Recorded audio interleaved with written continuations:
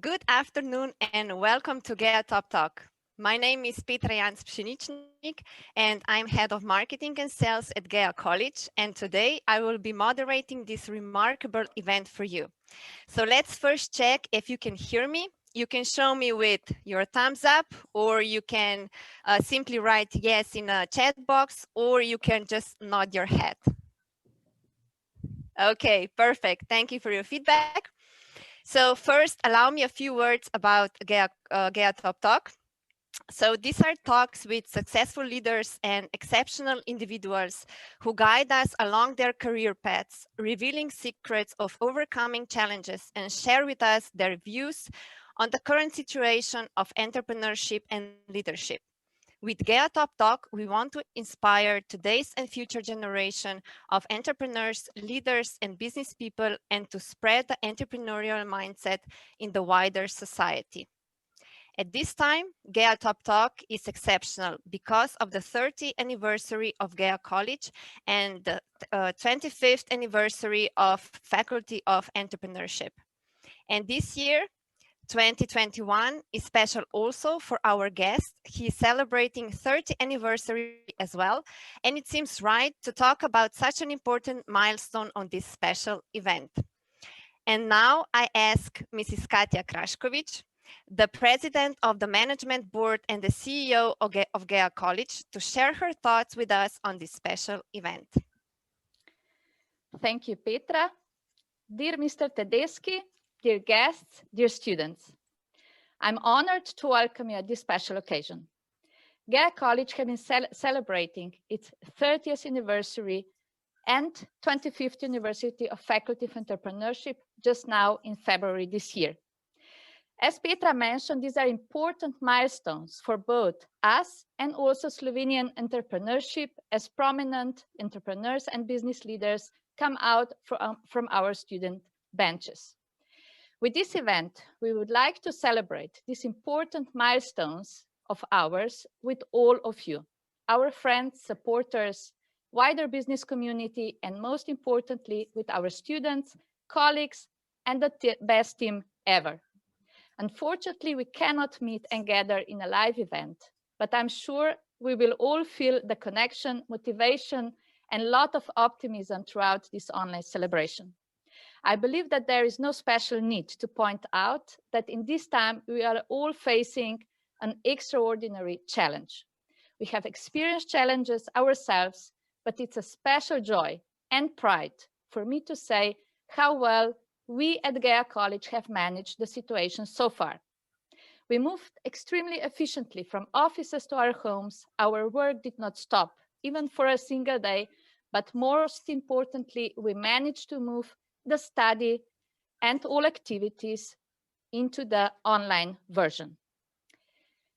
All of this would not be possible without a great team, connections and partners, entrepreneurial mindset, and strong will. Instead of blowing the candles and having a big party, we're meeting today, all of you online, but still with goodwill and positive mindset is the highest importance as well. I'm proud that over the years, we have managed to fulfill and enrich the vision of quality of education for future entrepreneurs, managers, and leaders of those who laid the foundation of Slovenian entrepreneurship education 30 years ago. We have proven ourselves that we can breathe together, learn quickly, and see challenges as opportunities. This is actually what entrepreneurship is mostly about. Because of that, I look forward to what awaits us, and the thought of the future of GEA College encourages me. GEA College core values are entrepreneurial mindset, innovation, courage, uniqueness, and recognition. We promise to keep working and participating in the creation of a better and thriving business community in Slovenia and the region. We invite you all to join us on this path, which starts actually today and here. As Petra mentioned, we are honored to host such a prominent guest. It is not a coincidence that Mr. Tedeschi is here with us on such an important anniversary, as his corporation Atlantic Group is also celebrating 30 years. I'm eager to hear how he and his team have experienced the last 3 decades and what is their vision for the next 30 years. I also hope that Mr. Tedeschi that you will talk about your personal beliefs, views, and values, since we are all interested in getting to know you better. Thank you, Petra, back to you. Thank you, Katja, for your thoughts. And now the moment we have all been waiting for. Today with us is the President and Chief Executive Officer of Atlantic Grupa, a leading food and beverages producer and distributor in Southeast Europe, which today employs over 5,300 people, Mr. Emil Tedeschi. He started small in 1991 as a local Croatian distributor who turned into one of the largest and most dynamic companies in the region and internationally. In Slovenia, we got to know him in more detail when Atlantic Grupa took over Druga Kolinska in 2010 and took under its wing a number of Slovenian brands such as Argeta, Bar Cafe, Kokta, Donatemgi, and many others who joined Cedevita Montana and many other brands. In his private life, he's a big music and sport enthusiast, a member of Croatian rock band Pipes, Chips, and video clips. He says for himself, his music taste is quite eclectic. He's also the vice president of the Cedevita Ljubljana Basketball Club. Mr. Tedeschi is today's guest, and today's host, Mrs. Katja Kraškovic, President of the Management Board and CEO of GEA College, and Mr. Žiga Pelko, President and the Supervisory Board and Lecturer at GEA College and Honorary Consul of the Republic of Estonia. So we will be together for the next 90 minutes. Before Katja and Žiga take over here, I would like to include you, dear participants, to ask questions in English, please, for Mr. Tedeschi, and please use chat box for that. So we will be happy to hand over your questions to Mr. Tedeschi at the end of the interview. So we invite you to have the cameras on and the microphones off throughout the whole event. So Katja, I suggest you take over and let the show begin. Petra, thank you very much. So, Mr. Tedeschi, hi, how are you actually today? Maybe that's the first easy question. Hello, everybody. And I have to say that at least for the part of the Slovenian community, I hope I'm not the guest. I'm part of the, how to say, not only of the business life of Slovenia, I hope even wider. And anyhow, normally when there is a situation like this, it's important to probably ask several questions which has been asked even before. Anyhow, there is no stupid question, maybe some stupid answer. And then I'm really happy to be, it's a nice day today in Zagreb. I can see still a clear sky and sun, which is falling. Hope is same as in Ljubljana, and I hope that all this COVID-19 situation seems to go a little bit better than it was a couple of weeks and months ago. Yes, we do have sun also here and 20 degrees today. So it seemed like summer is coming quicker than we thought. Thank you for this. Well, let me not also forget to congratulate you for your university, actually, with Atlantic Grupa. I'm celebrating this year. It was actually on the last Sunday, even bigger anniversary, which is even more important for me. It's 30 years with my wife, and we celebrated 30 years 2 days ago since we started dating and being together. And somewhere in the fall, I'm going to celebrate also 30 years of Atlantic Grupa. And then if you connect this, you will see that behind every successful man, there is always even the CEO above. The real boss is not the chief executive officer. The real boss is a chief emotional officer, and it's how it is in every decent house, including mine. Well, that was my next question. How do you manage work and work-life balance, actually? Depends whom you ask. This is art. How to manage your private life and business life. And in the end, it's very hard to find where is the border between two of them. But now that our kids grown up and our son is 26 and our daughter is 24, it's a bit easier because I always wanted to be a parent and the father present, and this was not all time possible. But anyhow, I think I was involved in all the important parts of development and growing of our kids, and I think that in the end, the life is balanced. Sometimes you always have a stakeholder which are a bit disappointed, including myself. But this is life. Life is not black and white. It's very different shadows of the gray, and hundreds plus. And you know, well, it changed over the day many times. If someone is happy and unhappy with the balanced life. Well, I think that I will have to call your wife and ask her this question. Huh? What do you say? No, it's fine, and that depends. Probably in the different parts of the day, you are going to receive a little bit different answer. But same is with me. There is no one simple answer. Sometimes I feel that life is pretty balanced, and sometimes I feel that I'm so much involved in some aspects of the life. But this is in the end the life. The life is not a simple formula, and this is not easy mathematics. I would say it is also this is not the theorem or axiom from the mathematics. I see the life from one angle. Someone else could see it differently. Sometimes we see the life very much same, but then about the one simple topic or one simple moment, we could have a completely different view, which means there is no easy formula to define what would be the well-balanced life. But to keep it simple, I mean, I'm really happy about achievement, and this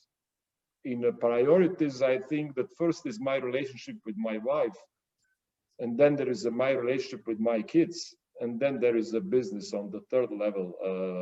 I think it's still important. And then in some, there is a joke in Bosnia. They say that Japan is only on the fourth place of importance. And you know, if you ask me where is the basketball and the music, I mean, somewhere down the line or down the hierarchy. But I think that first people, and first the closest people to my heart, and then after that only it's a business. I think this is the right priority. Thank you. Also, when we talk about the business, I think the first people, and then financial results, if you ask me. For me, it's all about relationship, about the chemistry, and about the sustainability of the values, and not about the instant financial figures, which today can be profitability X, Y, and just tomorrow can be a little bit different.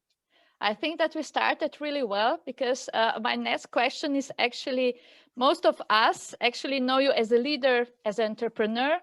And actually, I would like to ask you, when we turn off the business lights, when you are not at work, you know, as you said, we know you that you actually host your own music and entertain your friends as DJ, that you like to spend free time by the sea, I believe. That you watch actually your diet, that you are sport enthusiast. So is this true? Who actually is Emil Tedeschi beside the work? I would say pretty shy man. I'm the very much introvert, which happen to be extrovert. I don't have a problem with the mics, and I don't have a problem with the camera. but I'm also enjoying to be on my own.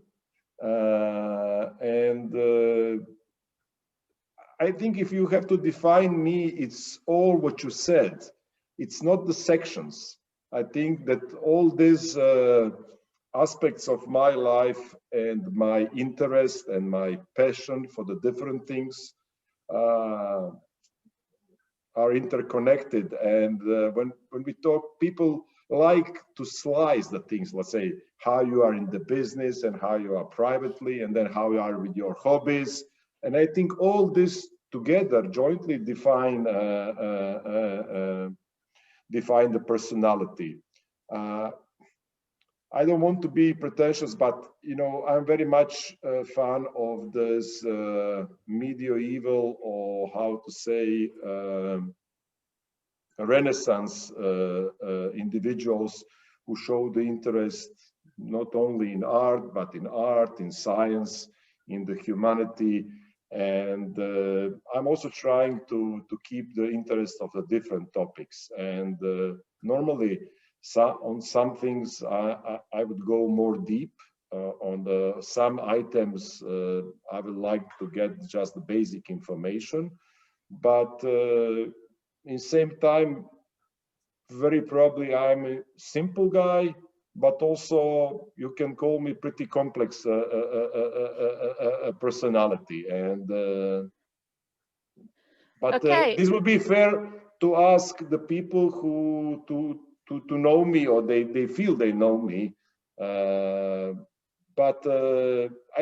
When we talk about the values, I think that authenticity and to be authentic one, it's really important. I'm not the fake one, I would not accept the invitation from you or from someone else just because I would like to say something which, or you would like to hear from me, or because I need to say for any kind of PR.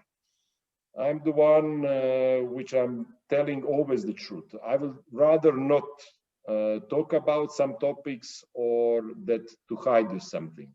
And sometimes people like, but there are the people which dislike this my very direct and open approach, because it's not quite usually that the business leader are very direct. Well, that is good insight, actually. And you actually started with the values, which is my next question I would like to go into. How important are values for you personally? And if you try to combine your values with your corporation, I believe you do, because the successful people, they always have that insight somehow. But what are those values which are actually of the most important for you? I would need to recall on this question my great-grandfather, and this is a story I only learned through the family, and I was not born when he lived, he and my great-grandmother, and he was very short man and very slim man, and he married the lady which was a double size of him. Physically double size, and she was 182 centimeters high and probably about 95 kilos, and he was 160 and maybe maximum 60 kilos, and he was the richest guy in island of Korčula. He was merchant, and he was playing a card with the city pope, with the city mayor, with another city doctor, medical doctor, another person was, and the teacher. And then they were playing the card, and there was lots of respect, like five most successful guys in the small county of Korčula, which is maybe 3,000 people maximum. And he was asked, Mr. Santo Tedeschi, how you and your lovely wife Marinella are making love together because of this huge difference of the physical constitution. And he was thinking for the second. He said, you know, everyone is making love in his own way. And this kind of thinking, to accept the different view, approaches, cultural differences, business differences, the way of doing business, and this inclusivity, to understand why the people are doing the things in a different way, that maybe I would like to do that. And to have this open-minded to understand, and the liberal view, to understand the differences, and try to create a new value out of the differences, I think is my major strength. And I think that if you ask me about one single, the value which is a part of Atlantic Grupa is to respect the different opinion, different cultural way of doing, different nationality, religion, sexual orientation, whatever, mindset.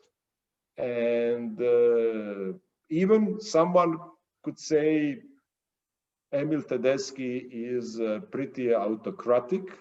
I think that, and I would like to believe that Atlantic Grupa is a place for work or a place of creation, where the people are allowed to discuss and to try to establish or to develop different views and different ideas. And I have a proof of that concept. We started with the 6 employees in '91. Today we are close to 6,000, and we are still growing. Situation is not easy around us, but we had the last measurement of engagement where the more than 4,500 employees voluntarily respond on the questionnaire. And results of the engagement across the company is great. And I'm grateful to my colleagues, because also in this difficult time, in tough times, they feel that Atlantic Grupa is a nice place for working and for the self-development. And for sure, the salary and the financial package is not first the reasoning why people are choosing our company. And to cut a long story short, I think everything starts from this inclusivity, or from this understanding the differences. And I think this is a beauty of our company. Yeah, from our point of view, actually, it seemed that you're extremely connected, you know, with your company, and also people working for your companies. Which this is not my company. This is our company. This is the big difference. For me, the biggest prize.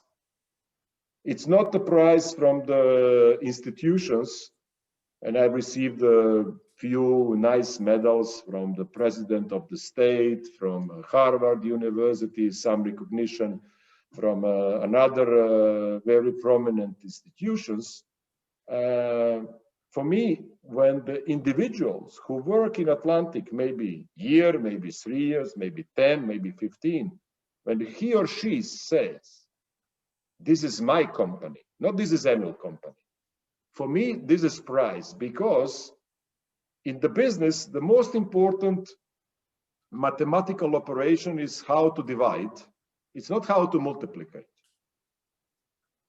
It's important to divide success, to divide responsibility, to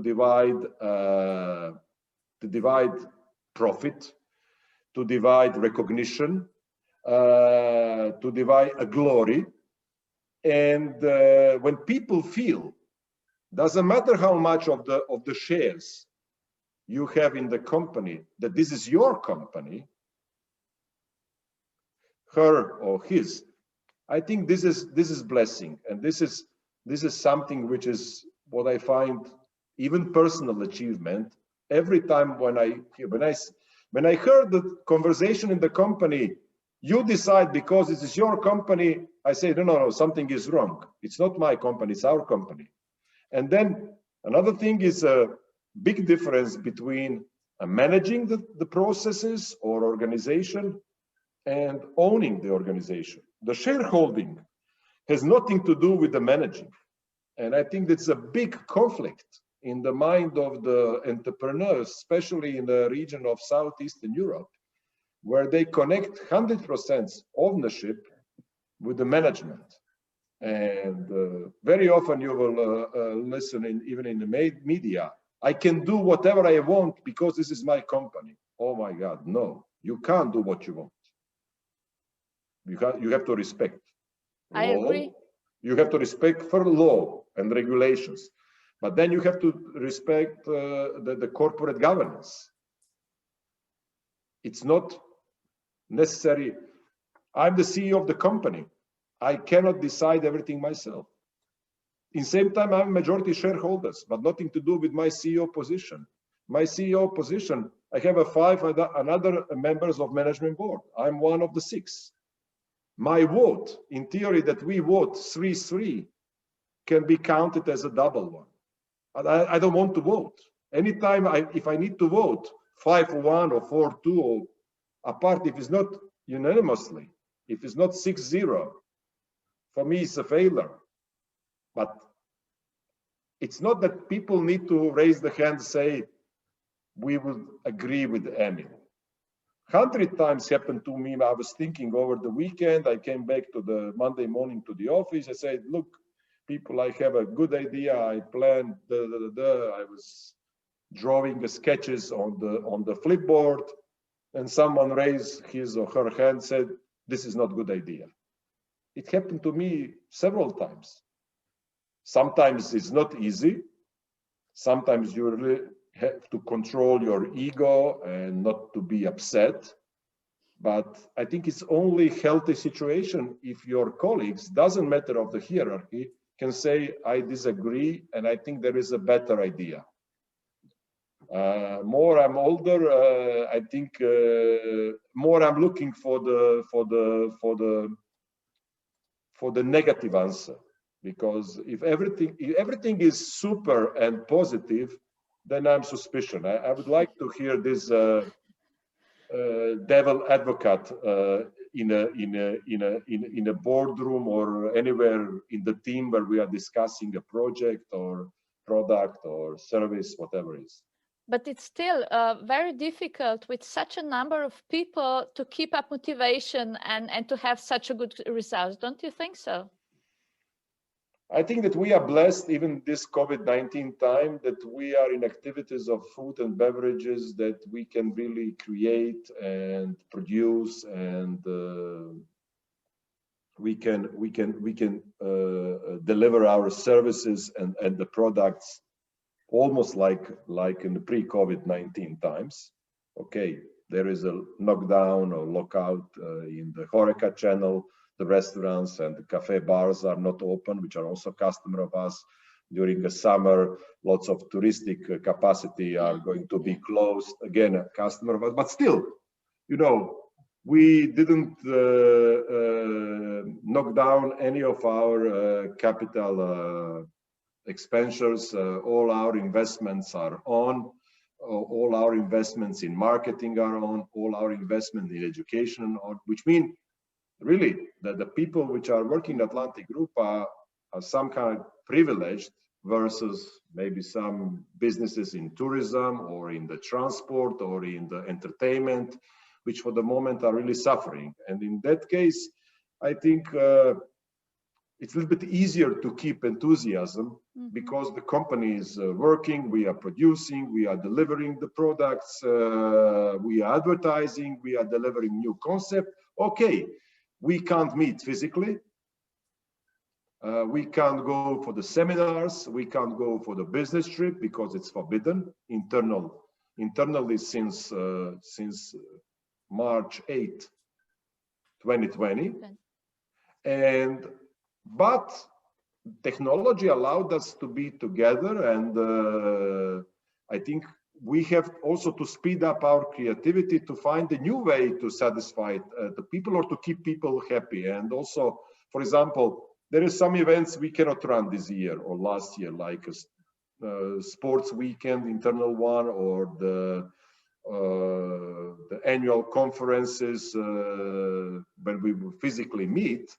But still, we can enjoy a concert together online, or watching the movie, or playing different games, or setting up the workshops, discuss several things. And I think also this COVID-19 is not only limitation, it's also kind of a trigger to open up a new way of thinking, approaches, and maybe some new creativity, not only how to do the business, but also how the product should look like, because people change their habit.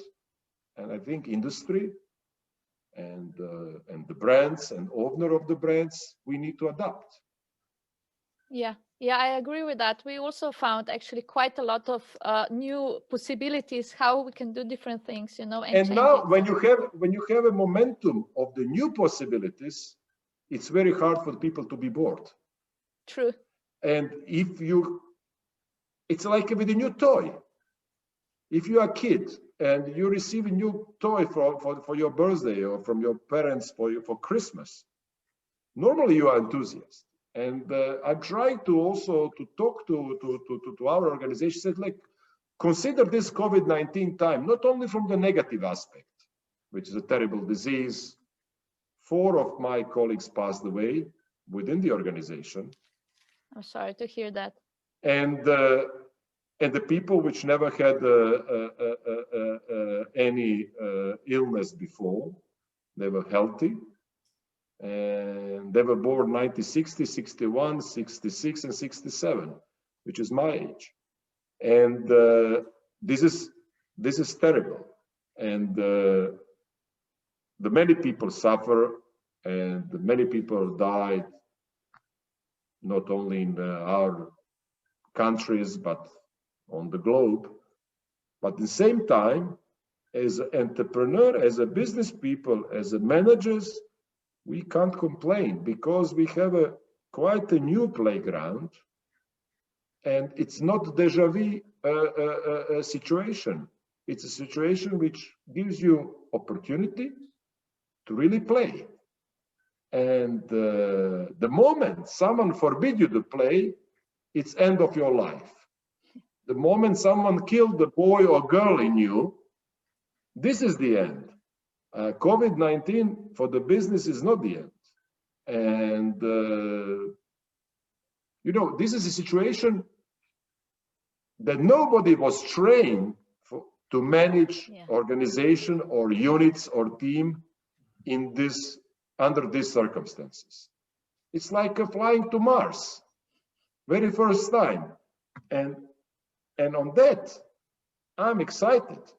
Normally that there is so many things which are terrible around us, but I think it's important to take also the positive aspect of the situation. Yeah, I totally agree with you. And I'm so happy to hear that, because I think that really, you know, on TV, many times you hear speaking how people are depressed and everything. And I can hardly see that. I mean, with our team, we are going forward, we're employing people, you know, we are doing new things. So actually, I would say that if we do all participate in this kind of part as you described, then it's no something. problem. Let me see where it is. This is, can you see it? Yes. This is the product which is going to be launched in 10 days time.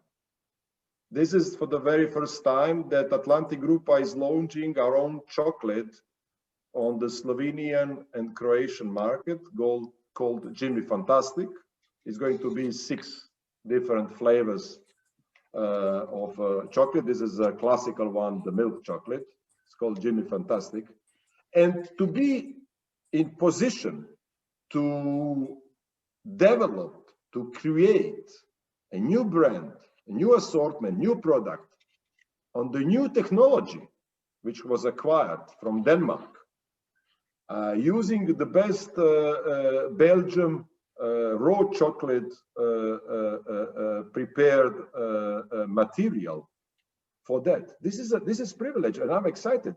Okay, COVID-19, so many bad things, but the product like this, and this is once in a, maybe once in a business life, that that people are participating such a journey, and you know, first day in the shops and first time showing a product to the customer, and then talking to the consumer, and then launching a TV campaign and billboard campaign and the tasting program and gifting program. I mean, hell of things are going on positive. And yes, I'm positive and I'm excited. It would be easier that we could now be together in Ljubljana and taste. And having a big party. Yeah. But you know, but the life is, every life has a limitation.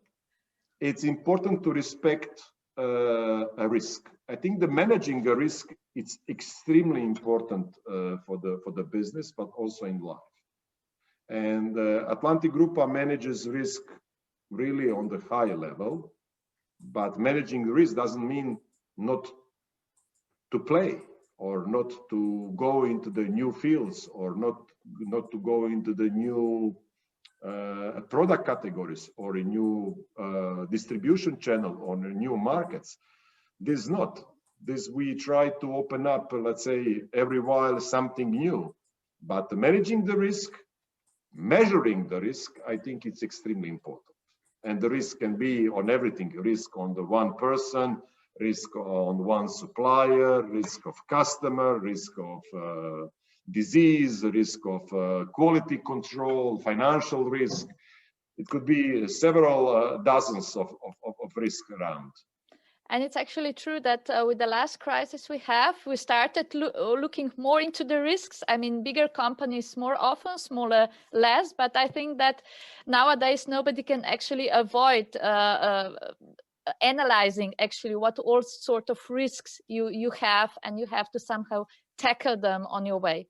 So Emil, right now, thank you very much. I'm giving the word to Žiga. So Žiga, please, to you. Thank you very much, Katja. Gospodin Tedeschi, evo da vas prvo pozdravim u vašem domaćem jeziku, da tako kažem, da pokažemo da nismo zaboravili da smo iz istog regiona. Evo, pa sam se usudio samo da vas pozdravim i poželim dobrodošlicu, da se osjećate još više kod kuće kod nas u GEA College-u. Pa ću sada na engleski da se prešaltam. Well, thank you again for being our guest. Well, many times in your past, you said for yourself that you are not the best in accounting, in marketing, in finance, but I hope that we can agree that you are really, really brilliant in strategic management. And that you have perfectly formed vision for your company. You proved this many times in the past. Can you please tell us how you decide which companies to take over, and above all, which brands to develop within these companies that you took over in the past? And I would also like to know how you decide which brands to sell. For example, we all love Tisoč in en cvet tis in Slovenia, and you decided to sell this brand to Žito. So can you tell us a little bit about this thinking process, what to develop, what to sell? Thank you for the nice words. You know, during development of Atlantic, I think it was important that we were brave, and personally I was brave, to take some decision to say to myself, to our team, but then also to external partners, then we don't believe that something is not possible. In the same time, we were not idiot to say we are going to take over General Electric or we are going to take over the Unilever. But anyhow, when we were developing our organization, and Atlantic has been developed since 91, where it was 6 of us. Yes, I had always the vision that we are going to grow up. I didn't have a clue in which direction. Did I dream about Atlantic Group today, back in 30 years ago? Answer is pure no. I couldn't imagine the shape and the size and the content of the company. It comes through the years, through the several opportunities, and you know, it was modeling. It was not like you have the artist who has in his mind already the sculpture, and then it will take maybe 2 years to physically finish it, but he has it from the beginning in his head. I didn't have it. I'm just put with the battery. Here, okay. But when we talk about acquiring the companies and acquiring the brands, sometimes we did intentionally. Sometimes we grabbed the opportunity which occurred through the journey. More we are advanced as an organization, we are more not only selective, but more structurally, strategically driven. You know, we don't acquire anymore by the feeling. Today, we are doing so many analyses by the book, but I can't say that was always like that. But you know, sometimes when you are small and when you are, let's say, 200 people and you have a turnover of 50 million euros, you have this privilege, maybe not to have even internal structure and the knowledge to run everything by the book or to run the processes. Today, we are a corporation, we are publicly listed company of the Zagreb Stock Exchange. We have 16,000 shareholders, and we have to do the things by the certain procedure with, I would say, responsibility that this is not anymore a company belonging to one person or to 3 people or to one family, but that there's a corporation. I don't want to say that the company which are not publicly listed, that they have a more flexibility, but they can be less asked about the rationale why they would like to buy something or why they sell something. If you just Google it a little bit and, for example, Coca-Cola or Unilever or any kind of the public listed company, Nestle, for every acquisition or divestment, would give a public announcement about at least key rationale why they did that. Same thing is with Atlantic Group. But when you ask me about 1001 Flowers, which was a famous tea brand, this was already decision of the previous owner and the management of Druga Kolinska. This was sold to Žito back in 2009, and we acquired Druga Kolinska in 2010, which means total, let's say, cleaning of house process or cutting the tail, which means selling, let's say, 80% of the brands, which represent only 10% of the revenue, has been done with the management. Some of these people are still with Atlantic Group, are part of Atlantic Group, like Enzo Smrekar, my dear colleague, Vice President of Atlantic Group Management Board. And but some people are not anymore with us. But I have to say, this is their not only responsibility but their decision. But for me, I would support the same route or same rational thinking. Atlantic Grupa spin-off or divested recently our own tea business, cosmetic business, supplement business, sport nutrition business. We sold it in the last 2 years because this was all kind of a profitable, nice businesses. But you know, when you are looking to the strategic metrics, you have to choose your battles. And we decide we go big or we go out. And then we decide there are certain fields that we can play a big role, not only regionally, but even maybe a little bit wider, European-wise. For sure, coffee, savory spreads, functional water, vitamin drinks, salted snack, chocolate. And this is the reason why Jimmy Fantastics as a new brand and the new discipline within the chocolate segment has been launched. In the meantime, we sold, for example, baby food, which is bigger than the Jimmy today.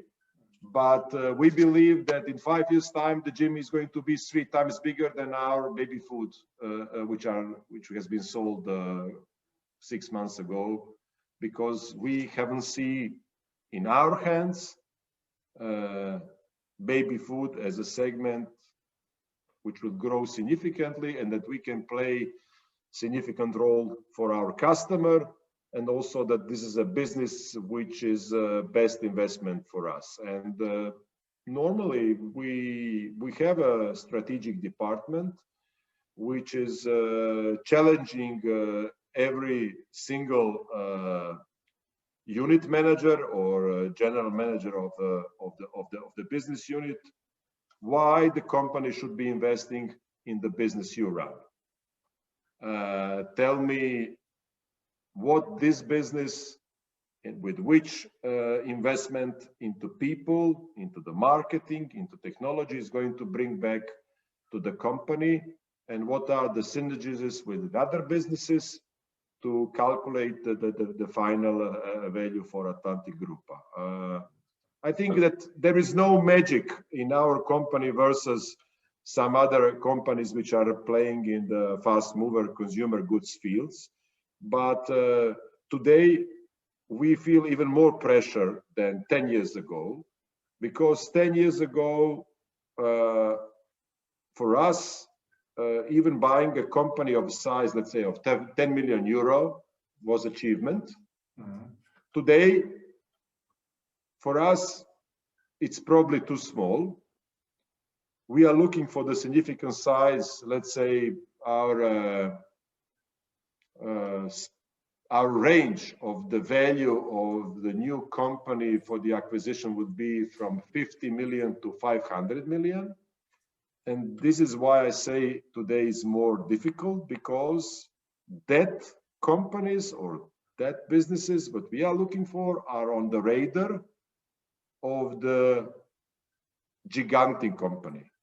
Sorry to interrupt you, Mr. Tedeschi, but when you're talking about new targets, actually, yes, are there any brands in the region, or even more broadly, not only in the region, that you would like to have it in your portfolio? Sure, yes. Or are there any brands for which you believe they are undervalued and could experience a big boom with proper management from Atlantic Grupa, like Argeta, Cedevita, and so on? Because you did a really good job. Answer is yes, but okay. I can't discuss being a CEO of a publicly listed company,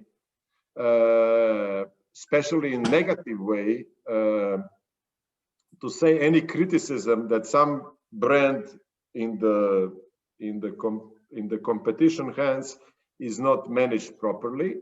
But do we have the appetite to acquire some brands or companies? Answer yes. And we are permanently into the, let's say, buying mood.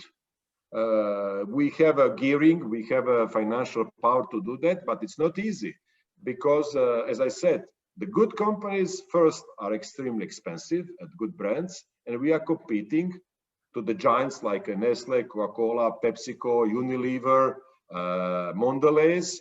In same time, we are competing to the private equity funds, which are sitting on the piles of cash. Today, we have a historically lowest interest rates, which means there is a plenty of cash, like sand in the desert. And when you see the multiples or valuation for the company you need to pay today versus 10 or 15 years ago, you will see that almost it's a double value that it used to be, which means if you want to buy something really valuable, it will not be cheap. And the second, the company of our size, it's a big question mark. Are we even going to be offered for such a ticket? Because if there is something really valuable, the investment banker would phone 4 or 5 global giants, maybe 3 or 4 global giants in the financial fields, and that's it. This is a close game. We are a large company for our region, for the territory of former Yugoslavia, but we are not more than medium-sized company for the Europe. And if you take, for example, our competitors, which many people never heard of them, like Orkla, which is Norwegian food and beverage giant, they are 7 times bigger than us. And Nestle is 10 times bigger than Orkla, which means that Nestle is 70 times, 70, maybe 80 times bigger than us. And you know, it's like playing a basketball when the Cedevita Olympia would play whatever, Boston Celtics or LA Mavericks, because we have a good player from Slovenia playing for Mavericks. This guy is playing for the world, and Luka is playing for all of us, and he is the one of the reason I have very short sleep, because enjoying how this genius artist is playing. Even I was posting this morning highlights of his last game. I was posting this on LinkedIn because this is a really global phenomenon. How this Slovenian genius, what he's doing. I think he's creating better life for people who are enjoying sports. Yeah, but coming back to the business, you know, when someone is 100 times bigger than you, you can compete. Sometimes you can win. It's also important sometimes to cooperate. That's the reason why Atlantic Group is cooperating with Unilever, with Mars, with the Red Bull.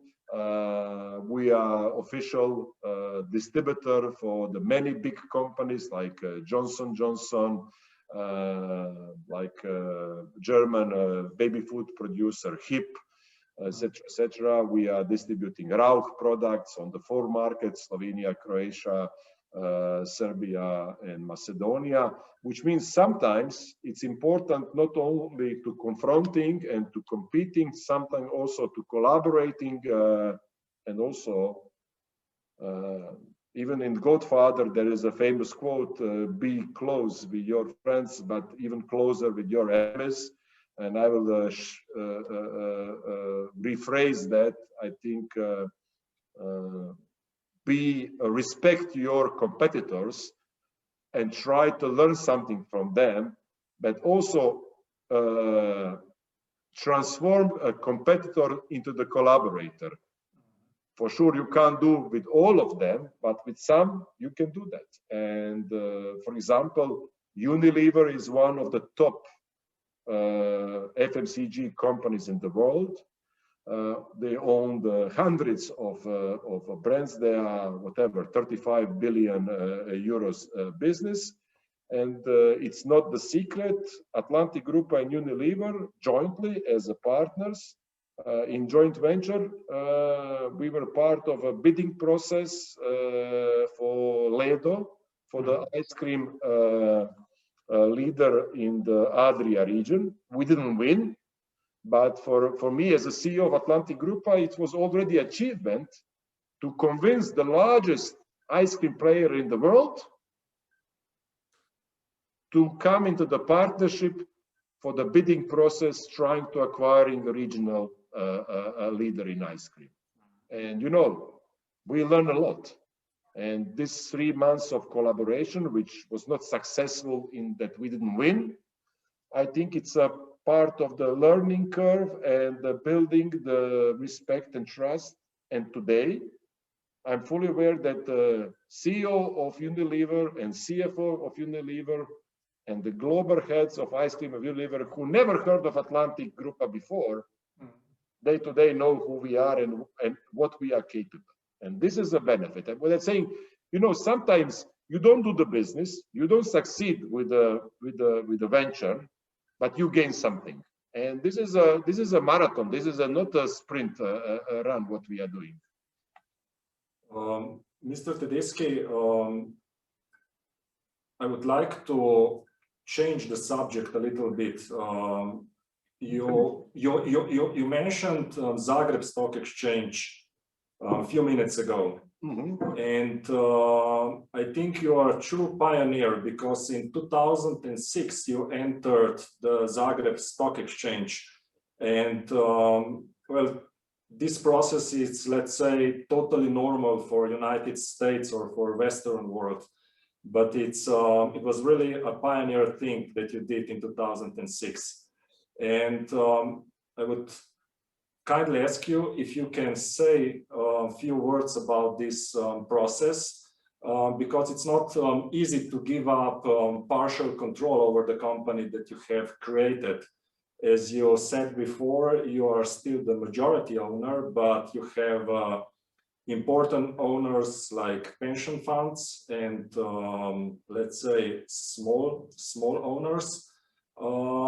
Can you tell us a few words about this process and why you decided to make this IPO, and how everything went more than 15 years ago? I'm very glad to answer to your question, because I think first, this was the largest IPO of any private company on the former Yugoslavia territory ever. And okay, on that time, it was a bit of hype in the press and in the media, but I was always sad, not because nobody was talking about that since 2006, maybe I talked only twice to another entrepreneurs who wanted to learn about the process and experience and pros and cons of going public. And it was a little bit more interest from the professors, from the business schools, from the journalists, but from the business community, this was pretty poor. Recently, I talked, it was already 2 years ago, to the two founders of company Nanobit. They are Croatian Kunas billionaire. They sold their company in the gaming industry to the Swedish investor, and they receive, I think, 120, 130 million euros for 100% of the company. It's kind of achievement for the two young chaps who started with 2 computers in the garage. And they came to me 2 years ago asking me about experience of shifting company, transforming company from the private company into the publicly listed company. And maybe once more. And that was it. This is the process. The people, the two major reasons why you go public is not because of fashion. You go public for 2 reasons. First, if you want to cash out or sell part of the shares, and you want to materialize your historical work with some cash, exchange some shares or parts of the company for the cash. You don't need to go public. You can find the investor, you can find the strategic partner, but this route you can go through the stock exchange. And this is what we did. One of the shareholders at that time sold his 19% of the shares through our IPO. But at the same time, Atlantic Grupa was subscribed money in, which is a capital increase, a part of changing shareholder, which is neutral for the company. It's only benefit for the shareholder who is selling through the stock exchange. We subscribe a capital. On that time, we subscribed a little bit less. It was around 50 million euros. And this 50 million euros was a new money, and company would need to go public when owners or when the management feels this is the most efficient way to gain a new capital. Again, you can gain the capital through the debt, through the loans, or through the bonds, or you can subscribe a new capital through the new shares.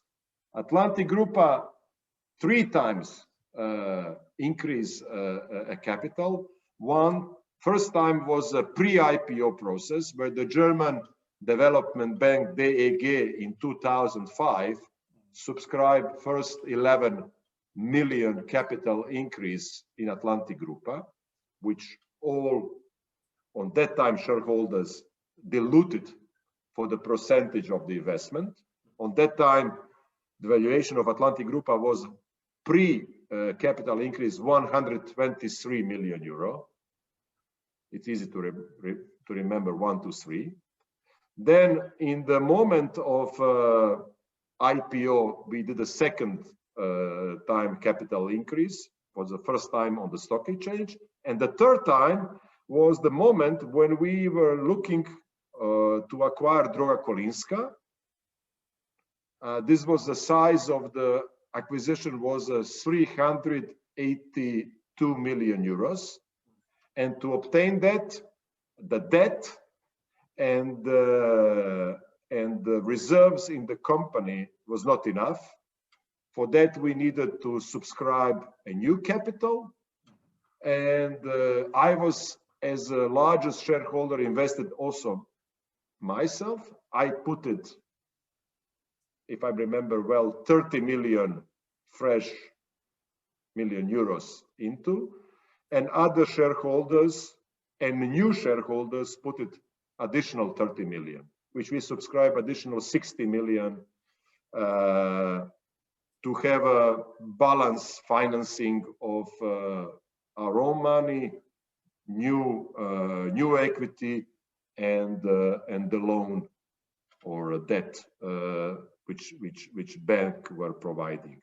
I think that you have some not nice examples within the region of entrepreneurs or businessmen who didn't know how to manage debt, and they overdebt the company, and they practically ended in the bankruptcy or pre-bankruptcy, Chapter 11. They were in the hands of the banks. You can see what happened to Istrabenz, what happened to Agrokor, what happened to Mercator, pre-Agrokor time, Tush, many others, you know, in Croatia, for Slovenian people, they will mean not so many things, but, you know, and why this happened? Because the management of that companies didn't know how to manage debt versus the equity. And the equity, if you don't have your own equity as a current shareholder, you have to go for the new equity. You can approach directly some financial investor, or you can approach a financial community through the stock exchange. To do that, you have to be that transparent. To do that, you have to understand that your private right-hand pocket and the company pocket are completely separated. Doesn't matter percentage of your ownership. The company has has his own money, and you as individual, you have your own money. And you know, in mentality of our region of former Yugoslavia, that the people think if they are owners, that the money of the company is equal money of them. Look what happened to Todoric. We are learning from the court case, which is I don't know, 100,000 pages, that he spent millions of euros for his own purpose. Traveling, private traveling, clothing, luxury, blah, blah, blah, which was not a part of the business activity. In same time, company didn't have cash to pay suppliers or to pay bankers. But he was spending the company money on his luxury life and life of his family. And this is when you are playing on the stock exchange, pre-design. I don't want to say that there is no bankruptcy for the publicly listed company, but the control mechanism are much more on the higher level. And if you are on stock exchange, even every individual country has a regulation about auditing, obligatory audit of accounts on the certain size of the profile of the company. The people are more relaxed about that. Stock exchange and the regulator, which is the body entity, public entity, which is overseeing and supervising what's happening with the company which are publicly listed, are very tough. And the rules are very tough. And you have to play extremely transparent. And for that reason, I'm very much happy. We're receiving every year, for me, the major award from the Stock Exchange of Zagreb, which is quality of corporate governance and the communication to the financial community, which means since 2006 until 2021, 4 times a year, every quarter, we are publishing our reports and our forecast. Every single time in this, what is it? 2006, 15 years by 4, it's a 60 quarters. In the 58 quarters, because it's still 2 quarters to go, in 58 quarters, we delivered what we promised. Mr. Tedeschi, if I may move from 2006 or from 2021 to, let's say, 2040, you're still very young, but I have a question for you. Are you already thinking about generational transition? Will you retain leadership within your family, or do you think about selling the company to one of the global, let's say, food producers that you have excellent connections with? First, we are a corporation, and we have our corporate governance. We are not the kingdom that any of my children would automatically be the successor in managing the company. The shares is something you can, or my family for sure would succeeded, because I can't live forever. But the management is something which is completely separated from the ownership. My son is 26. He's been working now his 30 years in the company. He graduated. He started as a trainee. Then for the 2 years, he was a salesman in the retail channel and in the HoReCa channel. And recently, only on the beginning of February, he started to be a team leader, and he is running a small team in the HoReCa channel in the part of the Zagreb, serving with the coffee and Cedevita restaurants and the bars. And he's not having easy time because it's not lockdown and the COVID, but it's on the beginning of his managerial career. how his career is going to go, and also what is going to be his personal wish, I don't know. I mean, it's very hard to predict. If he is going to be one day candidate, I don't know. But for sure, the family for the moment is thinking of keeping, and me representing the family, keeping majority of the shares in Atlantic Grupa. And for sure, I have 2 kids, and what is going to be their will, what to do one day with their shares, I don't have a clue. Yes, we are talking, but in the company, but I'm the last person who would like to rule over my grave, which means I don't think I need to pre-design what someone, including my kids, are going to do with the wealth once they are going to be entitled to do that. For the moment, I don't have any idea to sell the company as a shareholders, but I always say everything is for sale, a part of the relationship with the people, especially with the people you love the most. And my face is not for sale, but shares, brands, real estate, this is all kind of items. Today you own it, tomorrow not. But to be very frank with you, not reason to hide anything. First, about I'm 54 this year. I hope I'm in good shape and healthy, and still I'm capable to run the company. Moment I feel, or that I'm tired, or they have a health issue, or then I'm not doing a good job for the sake of the company, I would not be anymore CEO. But I think there is a very clear succession plan within the company, with the capable executives and managers, and I don't think that that the company is jeopardized if something happened to me. I think that we are very well organized company, and that the company for sure will be a different one without me on the front seat, but would not be in situation to collapse, nothing closer.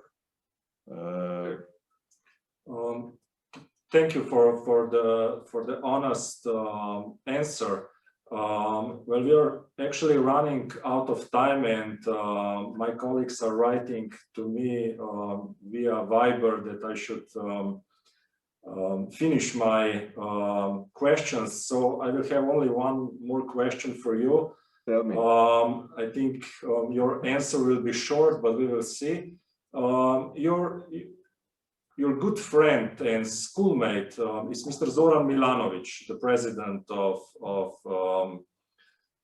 Croatia. And my question is, have you ever been tempted, or have you ever received an invitation to try yourself in politics? This would for sure be a new challenge for you, and as we can see, you love new challenges. So are you tempted? No, I'm very much political man, and I'm following the politics a lot. Not the party politics, because I think everything is politics, and what we talk today is politics. I mean, when we talk about COVID-19 and everything about COVID-19 is politics, and we talk about entrepreneurship, we talk about education, about health system, everything is politics. If we talk about sport, we can talk about financing the sport, we can talk about amateurism sport, professional sport, everything is politics. And the politics around us. To very short answer, I've been invited or offered more than once, and more from not only from the Social Democrat, but also from the conservative or Demo-Christians, and from the liberal different parties to join the politics. Sometimes this offer was quite ambitious, like would you be interesting to this or that position? My answer is very simple: no. I promise my kids, and I will not go against my words to my kids when they were small. They pray me not to go into politics, and but I'm very much politically involved. I'm very much openly talking about government or decision, center left or center right, and maybe sometimes politicians dislike that. Even you mentioned President Milanovic during his you were quite critical. Mandate. No, when he was a prime minister, he received in his year number 3 very negative review publicly in the one interview from my side. I know he was not happy, but this is how it is. The friendship, nothing to do with someone current result. I think it was, I told him in 4 eyes several times, but when I was asked by the journalist about his decision or not decision in a certain topic, I was honest, because there was no need to lie, and it was nothing about our friendship. I think it was for the purpose of the general well-being, that he would do something differently like he used to do. But you know, this remark in the public didn't interfere in our relationship. But I have to say that I have a pretty good relationship also with the current Prime Minister of Croatia, which is from the center right of the political spectrum, and when I see the positive aspect of someone, even if I 100% don't agree with the individual party, I will always say in public that something is well done, and it's not to be in the good condition with the government. I think that also politicians, when they are doing good job, it's important to say from the leaders, hey, you are doing good job. Everybody are looking for the feedback, and also for the positive feedback. And politicians are used to receive negative feedback. And I think this is also not fair. If they are doing something good, I think it's important to say this in public. And you know, if you are a business leader, probably you gain more microphone and attention and more stage, and it's important to say. But let's say practical politics, being a mayor, being a minister, being prime minister, being president or whatever, being leader of the party, answer is not. But I was a member of National Council, which is a body which was elected by the Croatian Parliament as a representative of the business community since 2008. Observing negotiation of Croatian government for access to EU. I was the only one from the business community, and I was surrounded by the members of parliament. There was a representative of trade union, representative of office of president, representative of academia, and representative myself from the business community. It was a nice experience. I was very proud that Croatia is the youngest, but that we joined after Slovenia many years. But this was very important part of my life, and I think that we are Europeans in the formal way. This is important for us.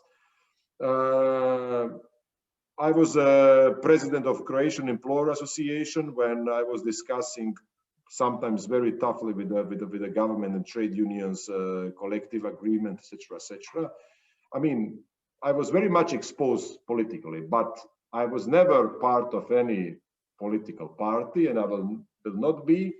But at the same time, you know, politician knows if they're doing good job, they are going to receive applause from me. If they are not doing good job, I'm going to say this straight ahead. First in the 4 eyes, but also publicly. No doubt. Okay, thank you a lot. I think we have like 35 minutes left. So we have 20 questions. Well, we have a lot of questions from our students and from people who are listening to this conversation. So I would ask Petra, maybe you can read some of these questions. Yes, of course. First, thank you, Katja and Giga, for the great questions. And thank you, Mr. Tedeschi, for concrete answers.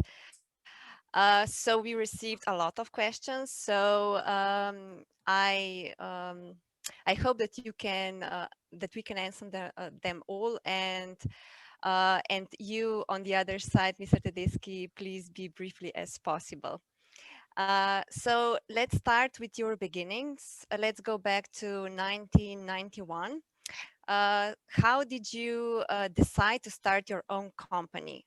I was answered this 1,000 times, but I don't have a problem to answer another. I never dreamt that I would open up my own company. I used to work from 89 to the 91 for the largest independent pulp and paper trading organization, London-based Meteor Holdings. And I was their youngest director. I was co-director of Italian operation in Milan, and I was sent to Zagreb on the beginning of 91 to set up, on that time, Yugoslavian subsidiary. Then, in the summer of 91, happened that war in Croatia and the turbulences between Yugoslav National Army and the Croatian citizens and Croatian army started to be first with the friction and then with the open war.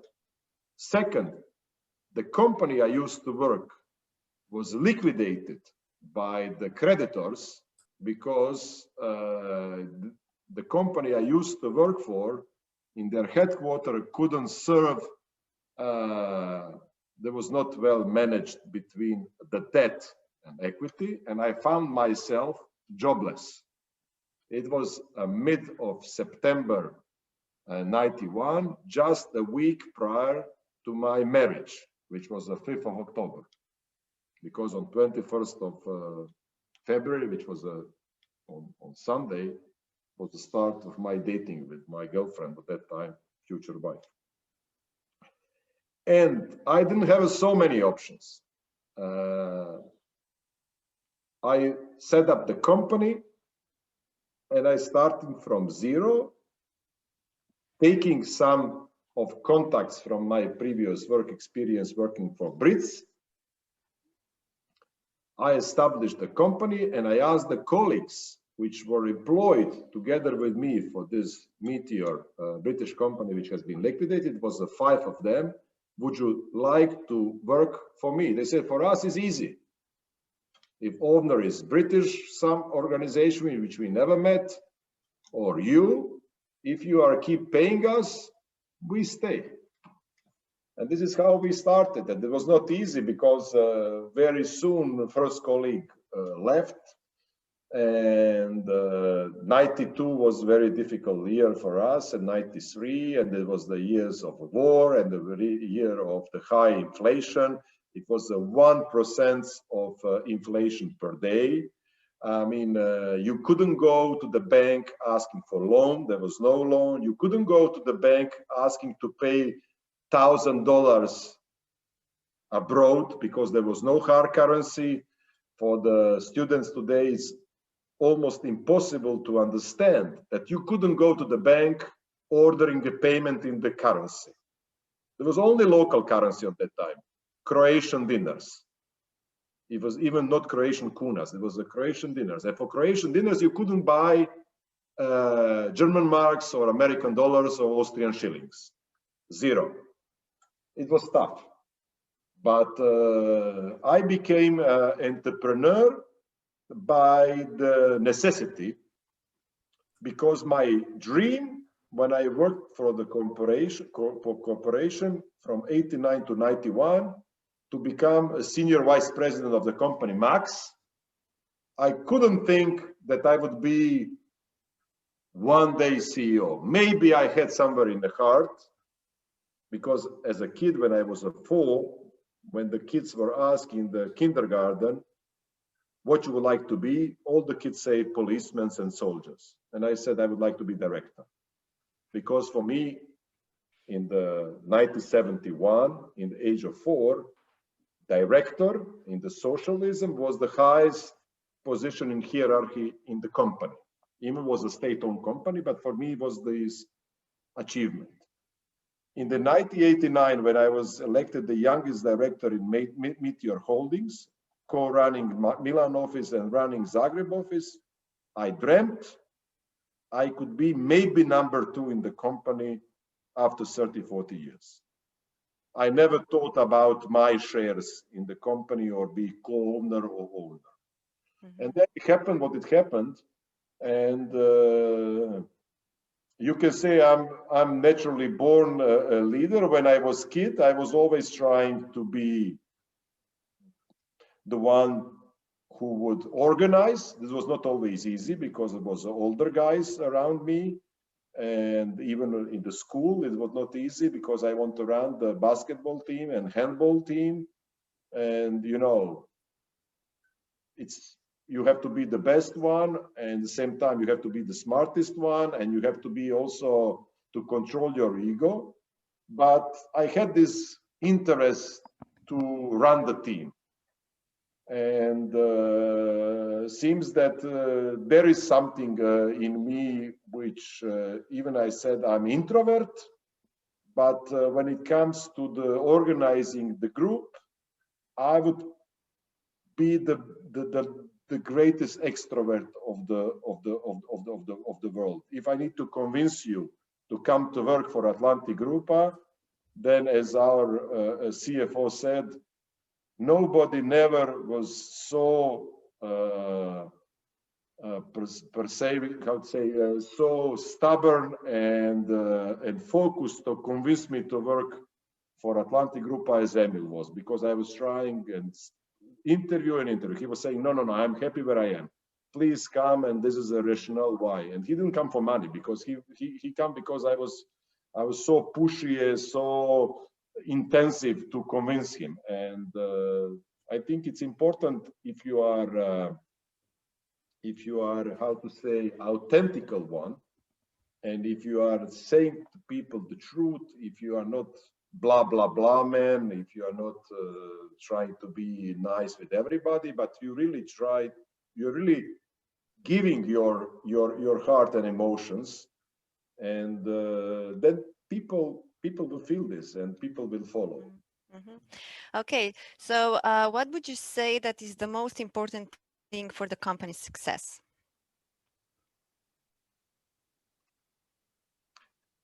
As I tell you, I think authenticity is extremely important. I think chemistry is important within the organization, to be able to listen and to adapt, to take tough decisions,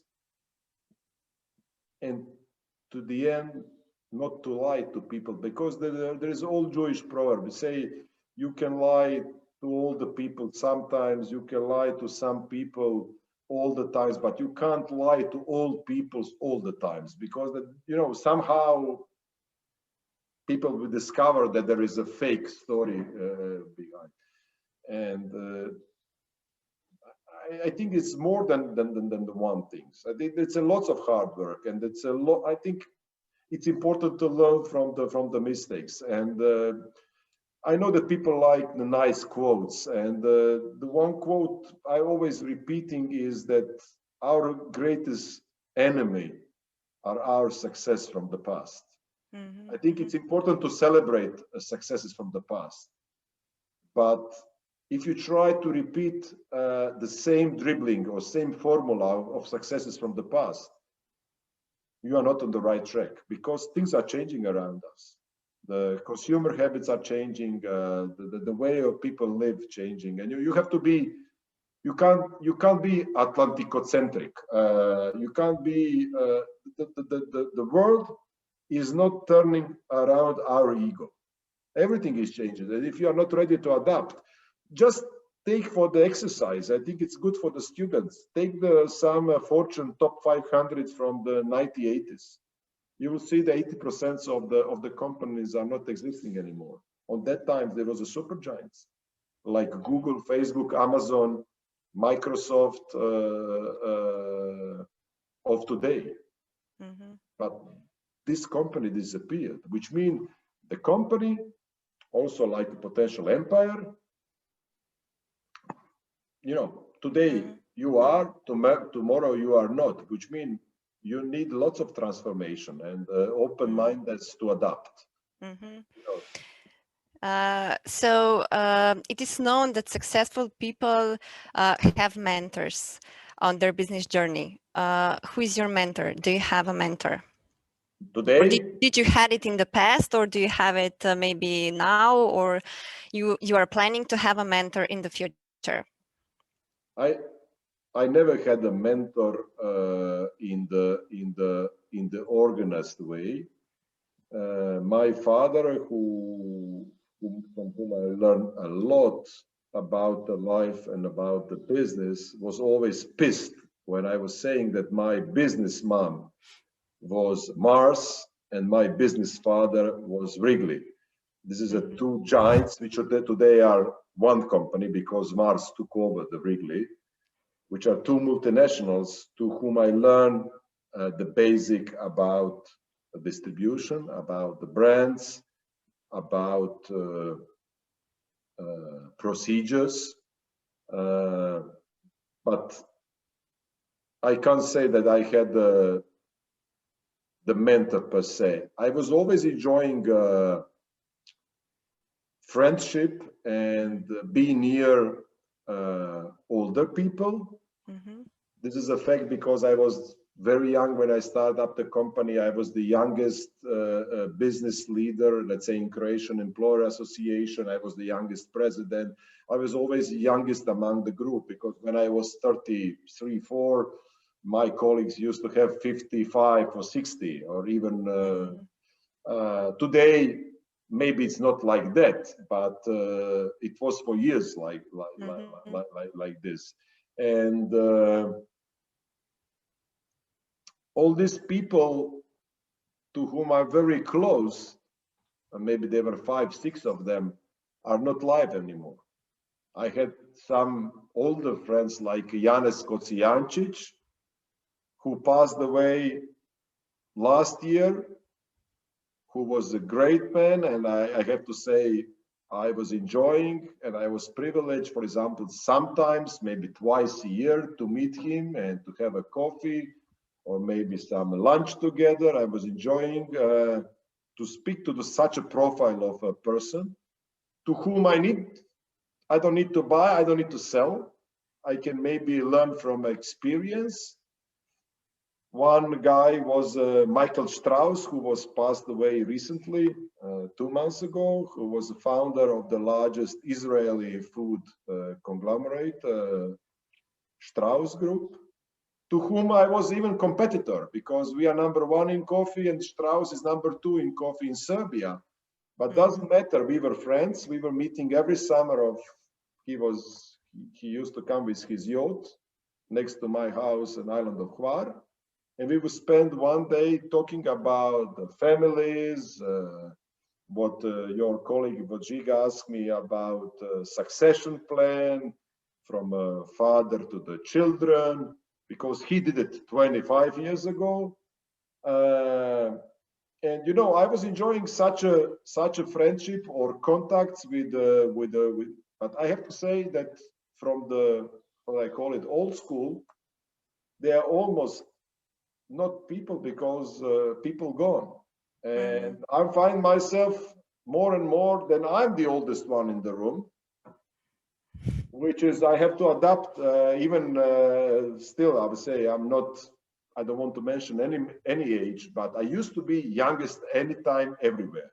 Not anymore. Now I'm running, for example, some team, a micro team in the company. There is 7, 8 people around, and I see I'm by far the oldest one, which is a fact of life. Yeah, exactly. So can you describe for us how does your regular day look like? I mean, At work, I mean, at work. yeah, when we talk about the COVID time, it's quite simple. I would wake up at 7. I would have some time for myself, starting with listening radio, reading the press clips, okay, shower, shavings. No, no, no, I meant at work. We are coming at work. Oh, yeah, okay. This is already work. Don't Oh, underestimate. okay, yeah, yeah. Don't underestimate. I wake up immediately with the iPad, looking to the press clipping. This is the first thing in the morning, prior to bathroom. Then, if you ask me when I'm going to start work, I will start to work probably 9:15. And now in COVID times, and in my working in my studio at home, because I'm working remotely, I'm not going to the office, and I would work probably until from 9 to 2. Then I would have a break for lunch between 2 and 3:30. And then I will continue to work until 6:30, 6, 7, depends on the schedule. Then there is a several variation of the day. Sometimes I go for the walk with my wife and the dog for 1.5 hours, which means that I will, in the afternoon, take a break, but then I will work a little bit longer in the evening. Or if not, then I will finish the work 6:30, and then I will watch tele and TV series or movies. And then from 10:30 until midnight 30, I will be again on computer, phones. Let's say out of 7 days, these evenings, at least 2 days would be reserved for the business. And maybe 2 or 3 nights, it will be reserved for something else. Okay, thank you. So what would you say is the biggest or was the biggest challenge in your career so far?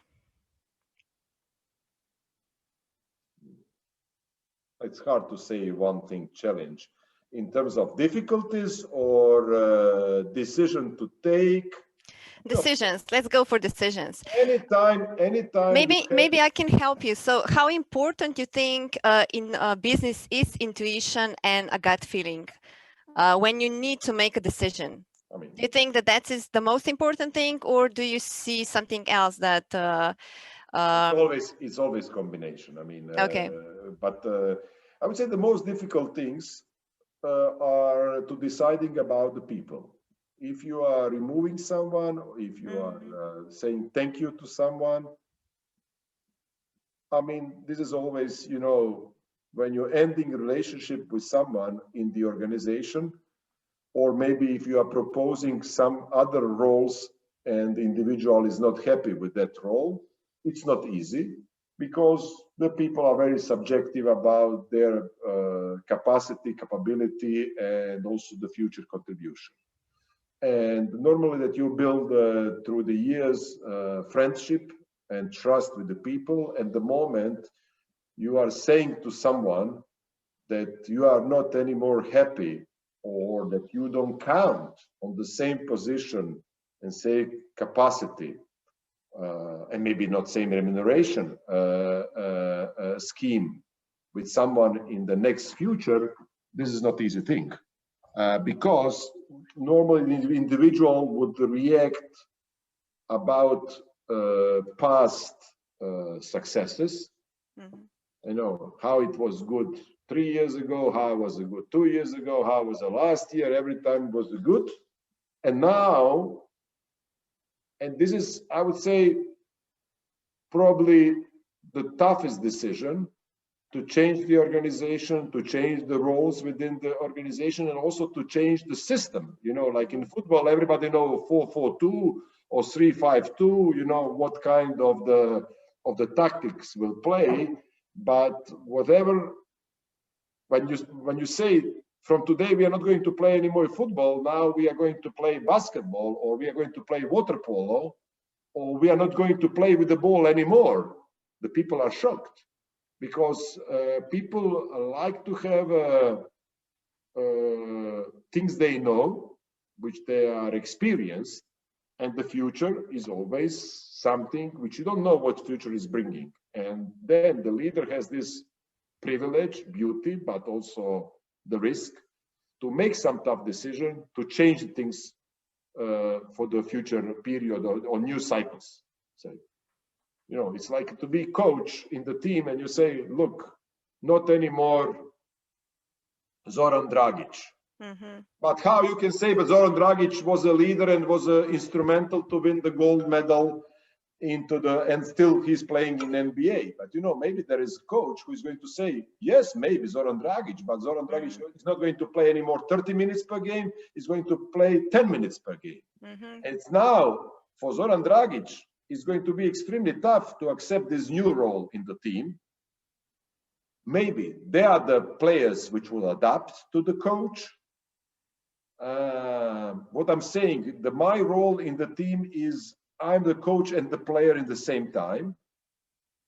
The youngsters were not aware of that role, but in the past there was a Krešo Ćosić who was the best basketball player of all times of former Yugoslavia, who was capable to be a player and the coach in the same time. Now, this role is not existing anymore in the modern sport.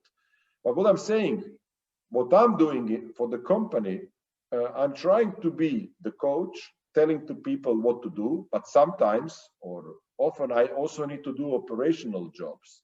And, you know, I have to also not only say other people what to do, I have to do myself. And changing the things, it's things I like, but this is very disturbing for the people, especially it's disturbing for the private relationship. And the people forget what are the borderlines between the private and the business. And also, when you say, I see Petra, you would be better now, not anymore as a head of the marketing, you would be now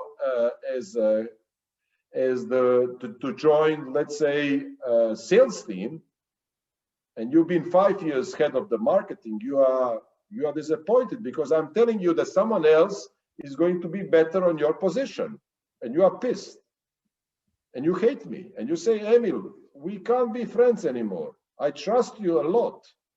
You ruin our friendship. And I'm trying to tell you, no, I'm not ruining your friendship. We are friends, but you are not.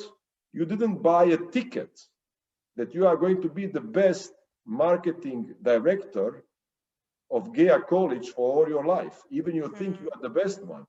And what I'm saying, this part of I like this part of the job. I like to deal with people, but I know that whatever words I'm going to use. Some people are going to be disappointed. It's part of their character.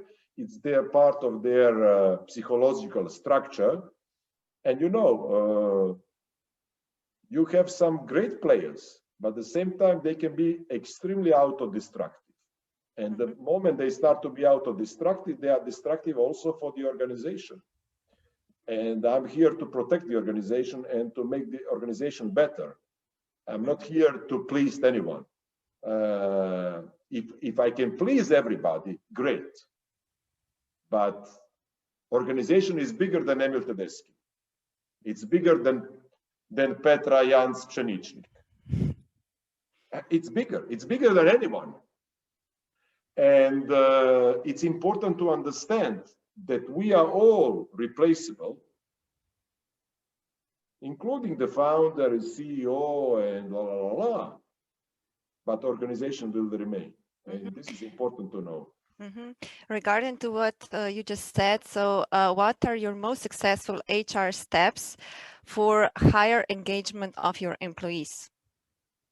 Yeah, I mean, for me, this is the greatest success when I see different profile of people, trusting each other, disagree sometimes with the ideas and approaches. But I like to use this phrase, which I learned on INSEAD in Fontainebleau.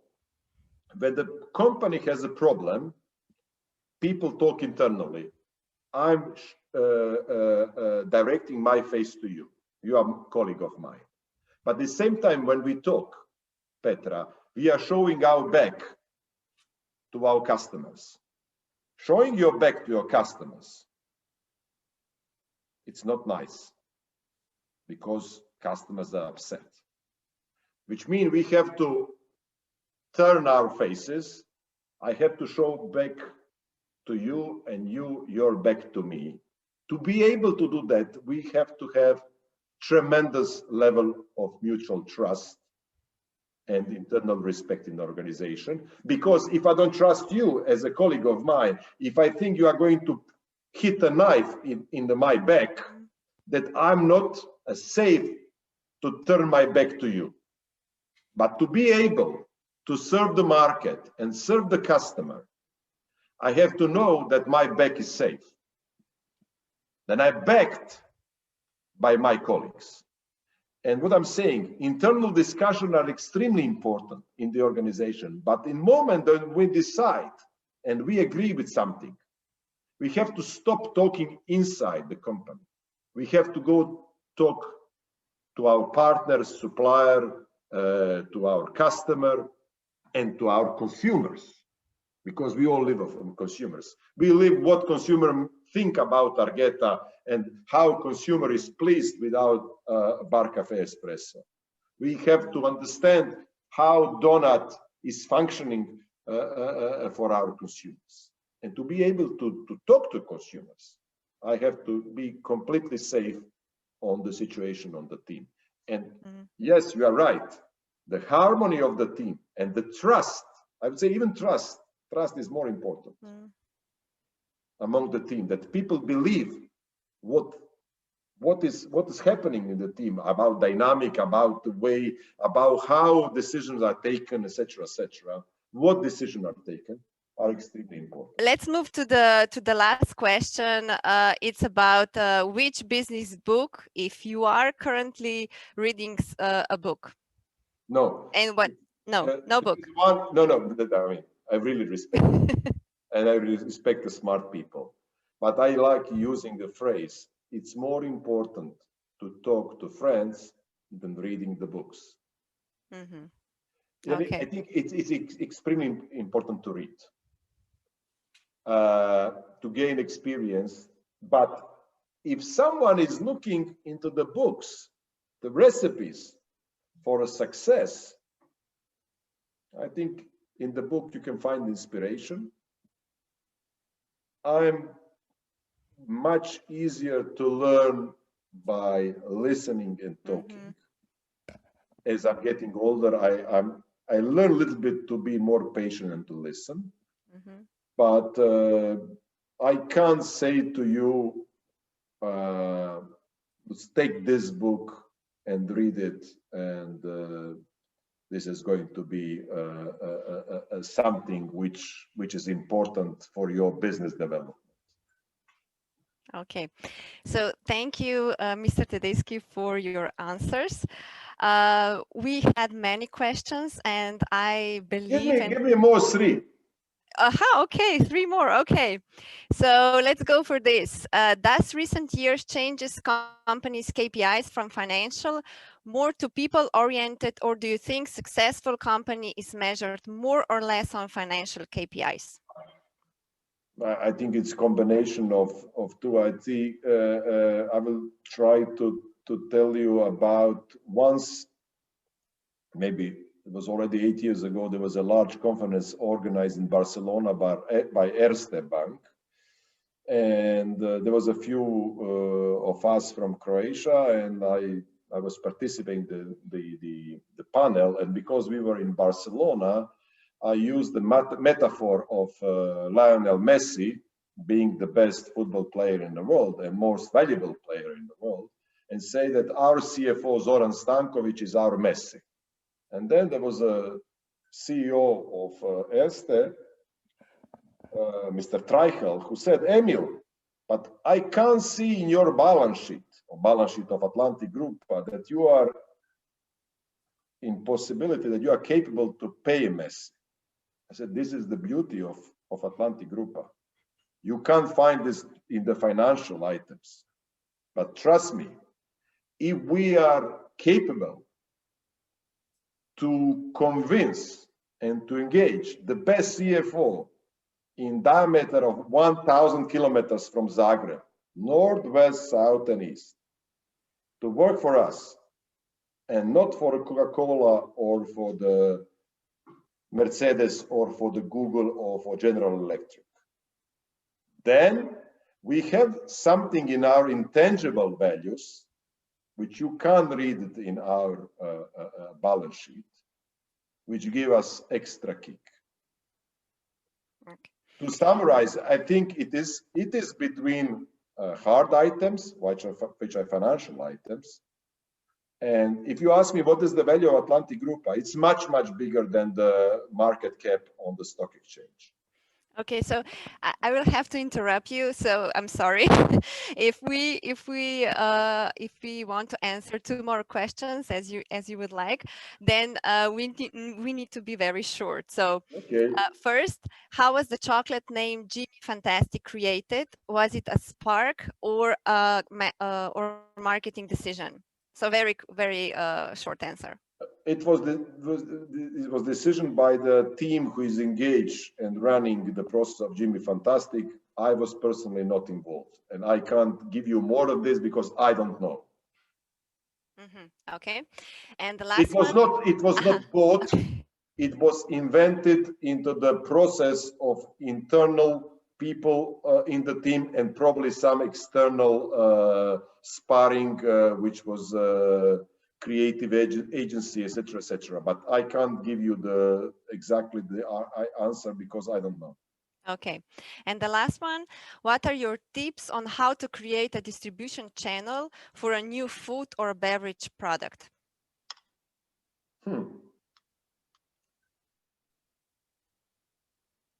I don't know. If I would know, I will keep it for me. I don't have a clue. Maybe something that you learned on your journey to where you are now. I mean, maybe some insight. Maybe. I think that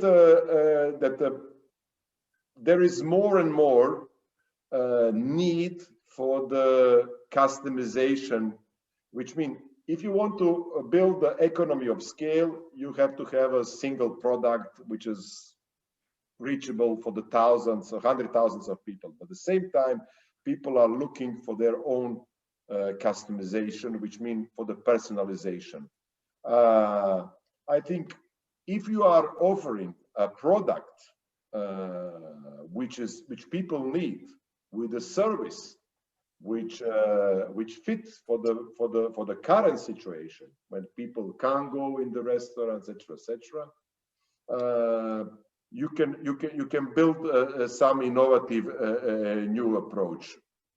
I see, for example, today on the chef's market, because restaurants are closed, people are offering their services to come to cook, to prepare the food in your houses. It used to be extremely expensive.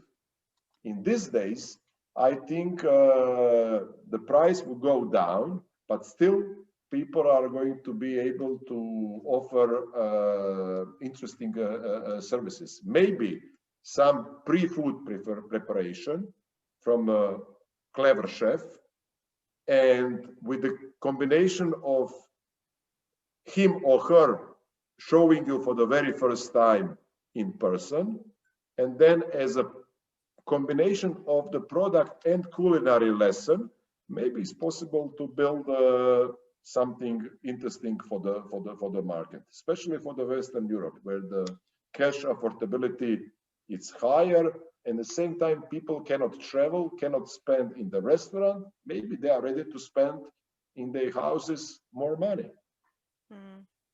Okay, so thank you again for answering the questions. And I will pass the concluding thoughts to Katja. Thank you. Thank you, Petra. And Thank you very much. Thank you, Emil. I will still give you a word, you know, we have not finished yet, but I do have for the end 1 or 2 questions which are connected with education and our students. So if you would be creating a program on the faculty level, and you will be totally free to do it, program or a subject, what would you create? Look, I'm not good in the structure. I was invited, and I have been invited to give speeches and sometimes the lectures in the best business school of the world. I was lecturing on INSEAD, on Harvard, London School of Economics, London School of Business, University of Michigan, Duke University, NYU in New York, and also across the region. And I'm really proud that people take decision and to invite me because they think that I can something to say. But at the same time, I never had a, let's say, structural lesson. Yes, I can talk about the strategy. I can talk about distribution. Maybe I can talk about something about the brand creation. I can talk maybe some about customer trends. But to teach people in continuity, you need to structure your lessons, because one thing is talk inspirational speech for hour or hour and a half, and another thing in the structural way to really play educational role. And to be a lecturer, you have to have a structure to the subject. Okay. And the last question, which I will combine a bit connected to you and connected to young people or students. So if you would pick up the phone and I would call 20-year-old Emil, what advice would you give to him? And what advice you would give to young people at the beginning of their business journey?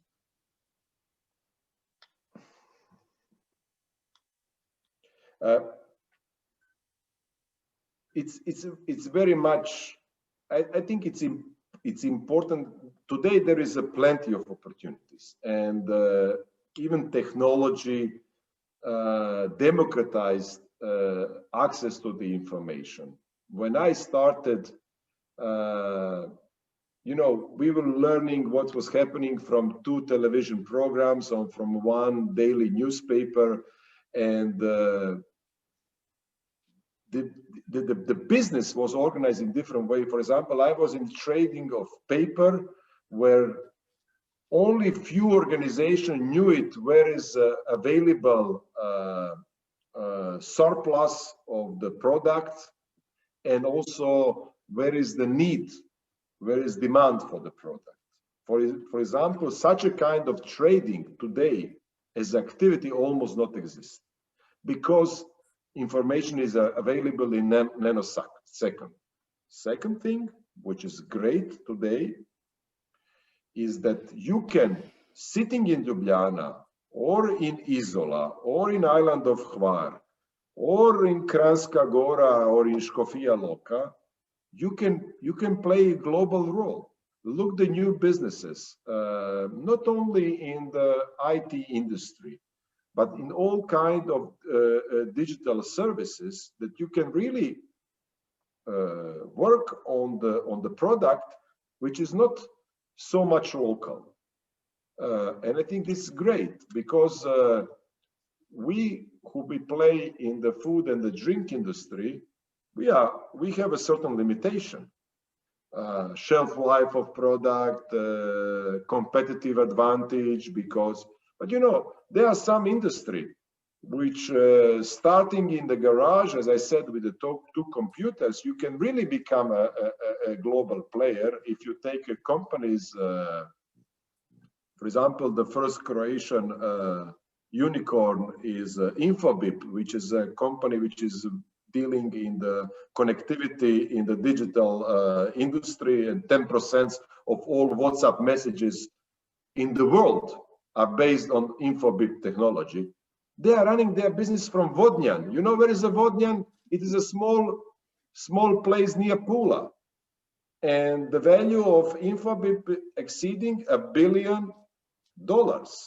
And they don't want to move to live in LA or in London or in New York or in Tokyo, in Shanghai.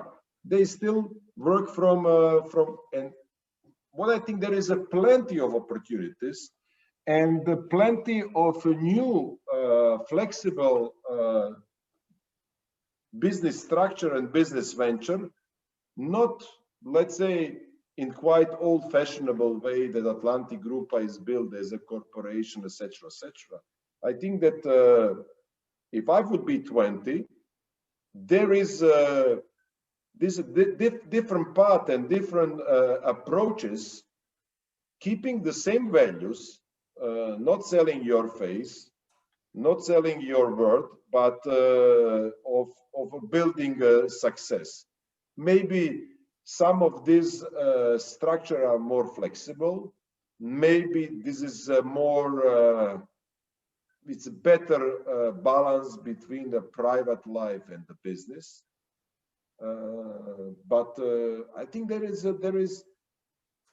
a bright future for the young generation, and there is the jobs which are going to be needed. With us as older generation, we are not capable to make it, but the new generation for sure, yes. And there are jobs which are disappear. And but I think it's important that people are enjoying what they are doing. But at the same time, I would say it's important that they know why they're doing.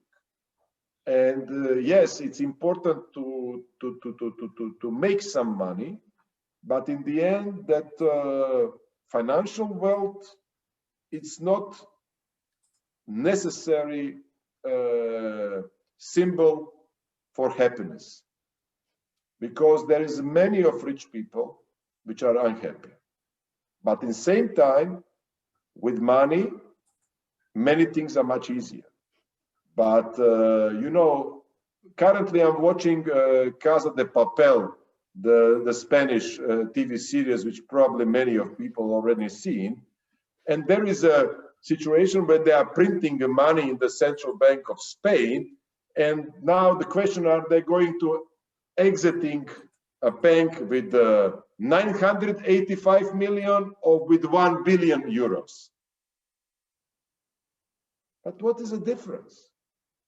You know, the numbers, rounded numbers, sometimes are just thresholds or symbols, but it's not important, because when I was on the beginning, yes, also the first time when I taught, because I was asked by the journalists, how did you feel about your first million?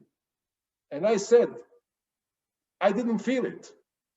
And the guy said, what arrogant answer. I said, no, I was so engaged with the business, because if you ask me what was the first time that I counted a million in front of me, I never did it. But if you ask me what was my feeling when I understand that the company made a million, I didn't have a time to reflect on that situation. Maybe it's wrong. But what I'm saying, people sometimes, young people think, I'm going to be happy the moment I'm going to make my million or my millions. I don't think it's happiness. Success, yes. Success somehow is connected with the numbers. But trust me, the moment you make the first, you would like to make the second. It's like winning the match. You would like to win another match, or when you are creating something good, you would like to create another thing. And it's much more about inner equilibrium than about your private bank account. Okay. I would say somehow from what you told us that maybe patience is the right recipe for the young people, right? You mean to be passionable or to be patient? No, patient. That you cannot achieve everything at the first minute. I mean that you have to. I would not try to teach a younger generation to be patient, because I think you need this spirit of youngsters. Okay. And when you see the most famous rock and roll albums, if you take London Calling by The Clash, or if you take whatever you take, if you take Nevermind by Nirvana, or if you take Blue Lines or Mezzanine by Massive Attack, you will feel, especially when you talk about early releases, that you need this how to say this energy and also riot, and you need this revolutionary momentum of the youngsters, which for sure it's everything but not patient. And I think that patient come with a little bit of age. Maybe there are some youngsters extremely patient and extremely organized, but for the success in the business, I think to enjoy the business is important also that you are enjoying yourself. And I don't think that the youngsters need hundreds of advice to change themselves. I think it's important they are who they are. It's important that they know what they're doing, that they believe in what they're doing. Sometimes people say, I try to avoid that word, but now I'm going to use it for the very first time, that they dream, that they live their dreams, because it's somehow a little bit, this word dreaming, it's a little bit too much of usage. But what I'm saying, we older generation are intent, and teachers and professors and experienced people would like to say, you have to be like this, you have to be like that. No, you have to be crazy. Take Mate Rimac. When he came first time to bankers, they said, look, I want to make the speediest car in the world. They say, you're crazy. You want to make a car in Croatia. He said, no, I want to make the fastest car in the earth in Croatia. Then he went to talk to the big industry, car industry. And the guy said, you're crazy. You are going to make cars in Croatia. He said, I want to make the fastest. And he did it. And yesterday he opened up first showroom in China. And today people are saying, yeah, but the Rimac automobile is not profitable. But my friends, 10% of Rimac automobile are owned by Porsche. Additional 15 or 20% is owned by Hyundai. These people are not investing in something which is not worth. The guy produced, look the YouTube, he's producing, he created the fastest electric car in the world. Tesla is a crap versus a Rimac automobile. And this guy, he is a genius, like a new Nikola Tesla, but he's authentical, you know. Everybody laughed at him, said it's not possible. I think if you know what you're doing, but it's 1 out of 10,000, it's 1 out of 1 million. I think it's a great example. I think it's important to learn from example. It's possible, but not everybody can make it in same time, because, you know, there is many people who are saying, you know, I want to be, or I want to create. It's nice. I want to make it global success, but also not to be disappointed if you failed. I think to fail, it's a part of the process. Maybe few of people are going to become successful entrepreneurs. There is another people who are going to be successful in successful organization. Some people will change their mind and maybe change completely the job, but this is life. But what I'm saying, to be patient. Sometimes I say to the colleagues, you have to be patient. Sometimes people leave the company, say, I don't want to be patient, wait for your time of maturing, like a barrique wine, 9 years. Fine, I think it's right. I always, when the younger colleagues say, I want to go somewhere because there is more opportunity, I say, go. Do what you want, and maybe you come back. Maybe our roads will cross paths again. You never know. I think it's important to support people's decision. Also, sometimes our seems too risky and unreasonable, but you know, this is part of the things. I would also suggest to the GEA college, don't try to make people too sterile. Encourage them to be impatient, to be crazy. I think that you gave actually with that what I provoke you with being patient, the best advice ever, you know. So I'm very happy that you did that, and I'm very happy that I asked that. You know, sometimes in the beginning you said that we should be more provocative, and I think that we were too little today, but still. I think that, you know, my friends, all good things come to an end, and I believe also our special went. We were bit longer than we promised. However, Mr. Tedeschi, I would like to express my sincere gratitude that you joined us, that you inspired us with your dedication and passion.